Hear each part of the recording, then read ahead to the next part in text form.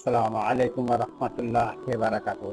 উস্তাদ শেখ মুজিবুর রহমান মাদানী হাফেজাল্লাহর এই উক্তিটি শুনুন। বাহরাইন ইয়ালতাকিয়ান, আল্লাহ পাকের আরো নিয়ামতের কথা বর্ণনা করছেন যে আল্লাহ পাক রব্বুল আলামিন প্রবাহিত করেন। মারাজা মানে প্রবাহিত করেন, আর সালার অর্থে আল্লাহ পাক ছেড়ে দিয়েছেন, প্রবাহিত করেছেন। আল বাহরাইনে, হ্যাঁ, বাহরাইন মানে দুই সমুদ্র। এই বাহরাইন মানে দেশ বাহরাইন নয়, বাহরাইন মানে হচ্ছে বাহরাইন মানে এক সমুদ্র, আর বাহরাইন মানে হচ্ছে দুই সমুদ্র। দুই সমুদ্রকে আল্লাহ পাক রব্বুল আলামিন প্রবাহিত করেছেন, ইয়ালতাকিয়ান যারা পরস্পর মিলিত হয়। দুই সমুদ্রকে আল্লাহ প্রবাহিত করেছেন, আবার পরস্পর মিলিত হয়। দুই সমুদ্র মানে মিষ্টি পানি আর লোনা পানি। পৃথিবীতে লোনা পানিও রয়েছে সমুদ্রে, আর মিষ্টি পানিও রয়েছে। আল্লাহ পাক দুটোকে প্রবাহিত করেছেন।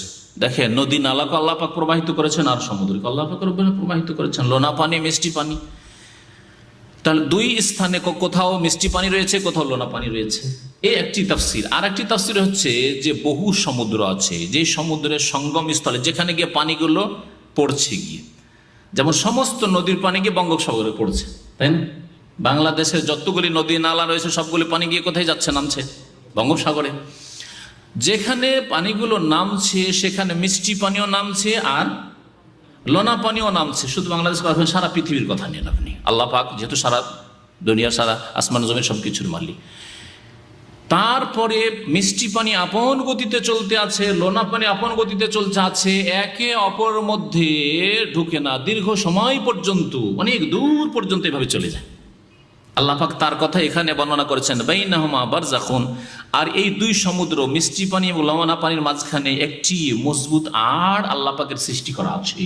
আল্লাহ পাকের হুকুমের আড়, আল্লাহ পাকের আদেশের আড়, সৃষ্টিগত আড় তৈরি করা আছে। লা ইয়াবগিয়ান, যারা তারা অতিক্রম করতে পারে না, এক অপরের উপর সীমা লঙ্ঘন করে না, যে মিষ্টি পানি লোনা পানিতে ঢুকে গেল, লোনা পানি মিষ্টি পানিতে ঢুকে গেল, তা হয় না। এটা হচ্ছে তাফসীর। এর চাইতে সহজ করে যদি আমরা বুঝাই তাহলে বুঝাইতে পারি এই আয়াতকে। সেটা হচ্ছে যে আমাদের পাশেই লোনা পানি, আমরা দাম্মামে আছে লোনা পানি, বরং দাম্মামের 3 সাইডে লোনা পানি, ঠিক না? আর আমাদের জন্য মিষ্টি পানি ঘরে ঘরে আসছে, মাটির তলাতে সে মিষ্টি পানি আছে, হ্যাঁ, ভূগর্ভে এই মিষ্টি পানি আছে। মিষ্টি পানি আল্লাহ পাক যদি বাধা আর সৃষ্টি করে না রাখতেন, তাহলে সমুদ্রের পানি, যত সমুদ্রের পানি সব এসে মিষ্টি পানিকে একাকার করে দিত। তারপরে কোনো পানি আমাদের ব্যবহারযোগ্য থাকতো না, আর আমরা বাঁচতামও না, আর এই এলাকাতে কোনো মানুষ বসবাসও করতে পারতো না। আর দুনিয়াতে সমুদ্রের এলাকা বেশি, সামুদ্রিক এলাকায় বেশি, তাই না? তাহলে লোনা পানির এলাকায় বেশি, তাহলে মানুষের বসবাসযোগ্যই থাকতো না পৃথিবী।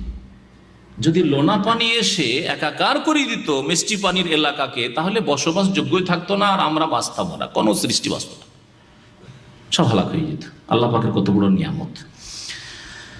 আল্লাহ পাক বলছেন যে ফাবিআইয়ি আলাই রাব্বিকুমা তুকাজ্জিবান, সুতরাং তোমরা তোমাদের রবের কোন কোন নিয়ামতকে অস্বীকার করবে? আল্লাহ পাক